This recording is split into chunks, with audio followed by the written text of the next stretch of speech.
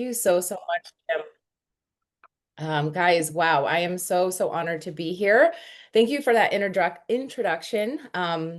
Yes, I'm Christy Dole. I've been here for about 2 years. I hit back in June, and I just want to be clear, there were certain things I wasn't willing to sacrifice. Those things were my mental health, my physical health, um, and I'm not going to say time with family because I've worked more Saturdays in the last 2 years than I have in my whole life. But the second to last day of the last month of my run was my daughter's ninth birthday. And I had saw myself enjoying her birthday before and hitting. But of course, the day came and I was like, oh my God, should I do this? Like, is this wrong? Da da da da da. I held true to what I stood firm in. I took her out for her birthday and I think I wrote $4,000 the next day. So it all worked out. So today, what I want to share with you guys, I'm not going to tell you my story or anything like that. That's for another day, another time. What I actually has been on my heart for the longest time is to share some tools that I have used throughout my entrepreneurship journey, which has been about 15 years. So very quickly, I have a master's degree. I went to college. I did all that stuff that we were told to do. I left corporate America when I was 29 years old because I knew that that life was not for me. And I have been an entrepreneur for the last 15 years. So what I'm going to teach you are two different tools that I've learned in different phases of my entrepreneurship journey that have absolutely helped me become successful here, put money in my bank, and keep going when it gets hard. Okay, I have notes. So, the first thing that I want to teach you guys is put a one in the chat if you are someone who has negative thoughts spiraling through your mind throughout the day regarding your business. Okay, awesome. Okay. Now, if you're brave enough, please tell me in the chat what those thoughts are. Just, I know for me, it's that no one likes me. This is a thought I often have. Nobody likes me. Nobody wants me. Who would join me? These are the thoughts that I actually used to think 11 years ago when I started my Rodan and Fields business. So I started Rodan and Fields. Put a two in the chat. Put an RF in the chat if you were a part of Rodan and Fields at one point in your career. That's actually where I met Jim, Jamie, Christina, all these amazing people. So when I started there, I was a brand new mom. I was actually pregnant when I started and then became a mom. And I desperately wanted to be home with my babies. And so I tried to do this network marketing thing that was pretty new. Nobody was really doing it, and I was terrible. And so I hired a life coach. And that life coach taught me about what I call and what I think the therapy world calls parts, the parts of us. Put a P in the chat if you've ever heard of parts work or parts therapy or these different parts of us. And so I had all these different voices in my head that would tell me things that were not supporting me. They were sabotaging me. And so the tool that she taught me that really worked at the time was something called the Four Questions by Byron Katie. Put a B in the chat if you've ever heard of Byron Katie. She, I don't, yeah, she does a lot of work. But these are the four questions. And if somebody wants to write them in the chat, you can. But the first thing that we want to do is identify the thoughts that we have. And when I first started here, it took me 6 weeks to close a lead, which for me, I was like, what's going on? I'm usually very successful at anything I try. So these thoughts came into my mind like, I'm not good at this. In fact, the thought was, I suck at this. That was the thought, I suck at this. So the four questions are you identify the thought. First question is it true? Is it true that you suck at this, Christy? And for me, I would say, yeah, it was true. I was dialing a bunch. I was spending money on leads. I was $1,000 into leads, hadn't sold a policy yet. So my brain would go, yeah, it is true. I do suck at this. The second question that you guys want to ask yourself is, can you say without a shadow of a doubt that this is true? And something that I want you guys to understand is that in this world, there are very few things that are true with a capital T. Okay. The sun will come up is true with a capital T. Gravity is truth with a capital T.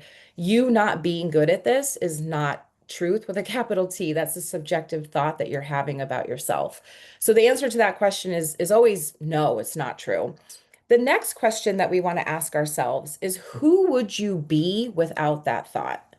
So just really sit for a moment and think of the thought that you typically have in this business. And if you just couldn't think that thought at all, if it didn't exist in your mind, who would you be? And tell me in the chat, because I know for me, when I eliminated I suck at this from my mind, I actually sat differently. I sat differently. My shoulders were back. My heart was lifted. I felt lighter.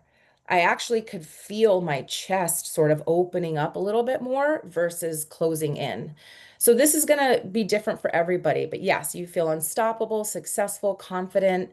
So it's like, who would we be without that thought? Now that we've identified that we would be a much stronger, more empowered version of us in without that thought, now we get to use choice, guys. And I want to really encourage you all to know that yes, we can choose our thoughts. Maybe not the first one, but once you catch that first one and you start to dissect it, now we can actually choose a thought. So the fourth and final question is what is another thought that you can choose to think that will make you feel better, that will get you to where you want to go? Okay, now here's where the brain gets tricky. Because if I told myself, I am good at this, right? Who's tried an affirmation that's like, I am wealthy, I am rich? And your brain goes, no, you're not, right?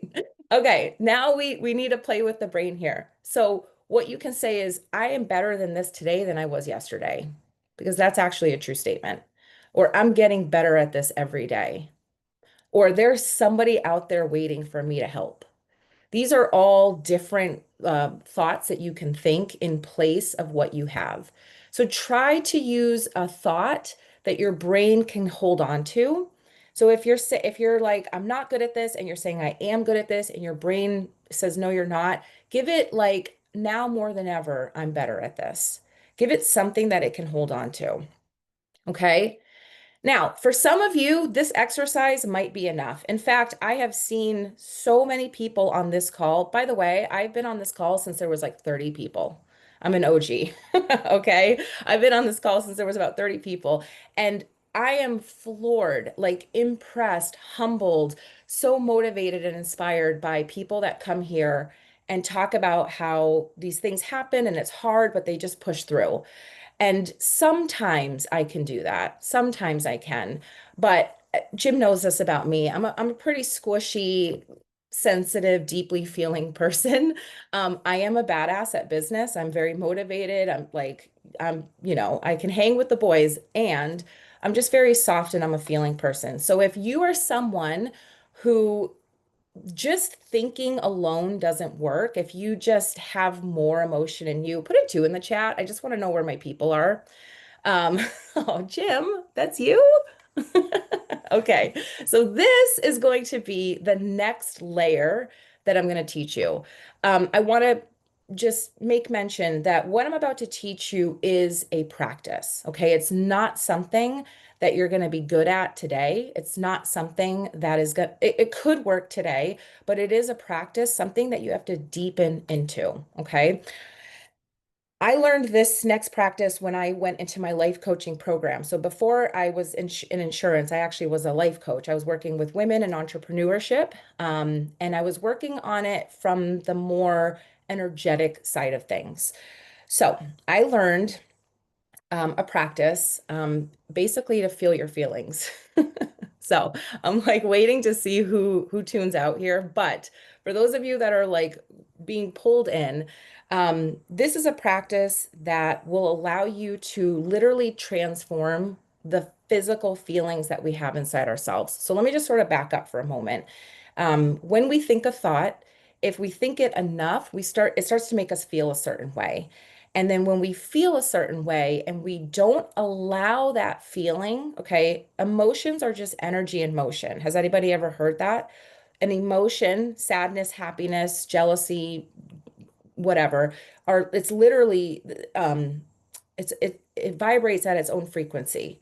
And it's wanting to move through our body, but a lot of us were never taught how to allow that. And so what we do is we sort of suppress it.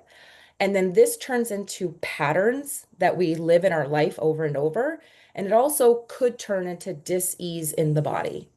And so I'm going to teach you guys a really safe and easy way that you can do this. And I want to be clear if and actually if anyone's ever been in the workroom with me, and I've mentioned in the chat, like I gotta go take a minute. I need to like recalibrate. What I'm actually doing is sitting down right here at my altar where I pray and meditate every day, and I'm going through this practice. So this is truly for those moments where you physically feel like you can't move forward. Like you feel sad, you feel depressed, you feel like you've had five no-shows in a row and it's never going to happen. And you feel that tightness in your throat or the throbbing in your chest or your head starts to hurt. This is what's happening is this energy of despair or sadness, or I don't know what the words are, but it's like these emotions that want to move through us, we're holding on to them and we're just trying to push through instead of allowing it to move through us. So, what you want to do is number one, when you actually, I'm going to start with ones again. Put a one in the chat if in this moment right now you have any sort of heavy feeling about your business. Yeah. Okay. Awesome. Awesome. Awesome. Now, some of us are really feeling people. In other words, like you can physically feel it in your body, and some of us aren't. And that's okay. It's okay if you're not really like in tuned with your body, and it's totally fine if you are.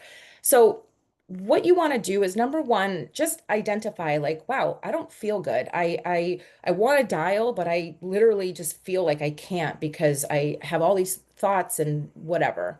So it's for those moments. Or I know for me, I've seen other people succeeding and I'm human. I compare myself, I get jealous. I'm like, why not me? And then it puts me in this horrible mood. So it's for those moments. So the first thing you want to do is like, okay, identify, yeah, I'm not feeling at my best right now.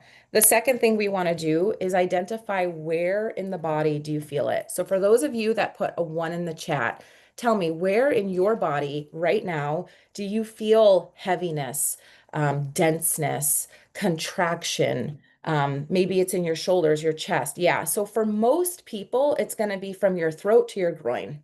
That's where we kind of hold these unprocessed, unfelt emotions. Yep. Perfect. Now you want to give it context. Okay. So here's the deal. When we tend to feel these feelings, we think it's us. We think it's us, but it's not. I want you to imagine just like sadness is just like this little energy that boop came into your chest and it just wants to move out. So we want to give it context. So in the chat, I want you guys to do a little exploration. And if you feel something in your throat or your chest or your belly, tell me, what shape is it? I know for me, like when I started talking, I felt a lot of tingling right here. And if I really think about it, it's kind of round with like jagged edges. Yeah. So then we want to ask ourselves, is it moving or is it just in one spot? Is it kind of going in and out? Is it moving or is it just in one spot? Does it have any texture? Is it smooth? Is it rough? And does it have a color? And again, you're like, what? Does it have a color? I just asked myself earlier, I'm like, what does it have? It was black. Some of you, it might be red, opaque, good, smooth and green, amazing. So what we just did is we gave this emotion, this energy context. So now our brain is starting to realize, oh, this isn't us. This is something totally different. Now, for the next 20 seconds, I'm going to invite those of you that are like here and participating, I'm going to invite you guys to close your eyes. And just to take a nice deep breath in through your nose and let it out. And just like Jim and everybody on this call says, I want you guys to start to get curious and not critical about this sensation, this, circle, this square, whatever it is in the body. I want you to get curious about it. I don't want you to be scared of it. And I simply want you to allow it to be there for the next 10 seconds. Try to breathe it in and let it expand. And when you breathe out, just allow yourself to relax a little bit. So again, we don't need it to go anywhere. We don't need it to do anything. In fact, we want to feel it more than we ever have. We want to allow yourself to feel it right now in this moment. And for some of you, you might start to notice like a little tingling happening inside of you. You might start to notice that it's changing shape or color or size or it's moving. Guys, this is the alchemy. This is the transformation. So if you'd like to open your eyes now, you might want to feel like you have to move a little bit. You might want to do some shoulder circles. You might want to stretch your arms. You might want to just move, right? Because what we just did was we allowed that energy to be felt. And so now it wants to move. And so in the comments, somebody wrote deep breaths literally make me want to cry. I know the first time I ever did what I taught you guys, I sobbed. I sobbed. There was a lot there that I hadn't felt. Crying is okay. Crying is like sneezing or peeing or pooping. It's a way of the body releasing what doesn't serve it. So if you felt like you needed to just cry, that's okay. You feel lighter, you feel relaxed. Beautiful. Yes. So just imagine, guys, you're walking through your day. Something bad happened at work. You all of a sudden feel this yucky feeling inside of you. You give yourself 2 minutes to just feel it, move through it, and now you get to sit back at your desk, more empowered, more in your power, able and ready to do the job that you had without that feeling attached to you. The last thing I want to say, thank you guys so much for participating and doing that. I'm really proud of every single one of you that gave yourself 10 seconds to feel your feelings, truly. If the world learned how to do this, it would be a much different world. The ability to feel these sensations is the thing that's going to get you to success. For those of you that don't want to sit down and dial, it's because you don't like the feeling. This is a practice in learning how to be okay with uncomfortable sensations. This will make you a better producer. This will make you a better leader. This will make you a better partner. And this will absolutely make you a better parent. Because if you can hold and feel your feelings without running away, you can hold and you can hold others and you don't run away from that. That's all I've got, Jim. That's all you got? I'm That's it, complete. not more? I'll tell you, this resonated so much. I saw this on Instagram, Christy. I sent this to my daughter yesterday, who deals with a lot of anxiety and has dealt with depression and stuff before. And so it's this post by this girl, Brianna, and she says, in the Irish language, and this is just pointing to the power of language and the way we speak to ourselves. She said, in the Irish language, we are not our emotions. We are not sad. We are not anxious. We have sadness or anxiety on us. To say I'm sad, we say, and she gives it in the Irish language, I wouldn't know how to pronounce it anyway, but it translates literally to there is sadness on me. To say I'm anxious, like in the American English language, we say I'm anxious. It's an identity statement. I am this, where we're confusing our passing emotion with our identity. Right. So that's the language we use. In the Irish language, it literally translates to there is anxiety on me, which necessarily is a temporary state. Their That's right. language recognizes these as passing states, not permanent fixtures of who we are, which is the truth. And our language does such a disservice to truth.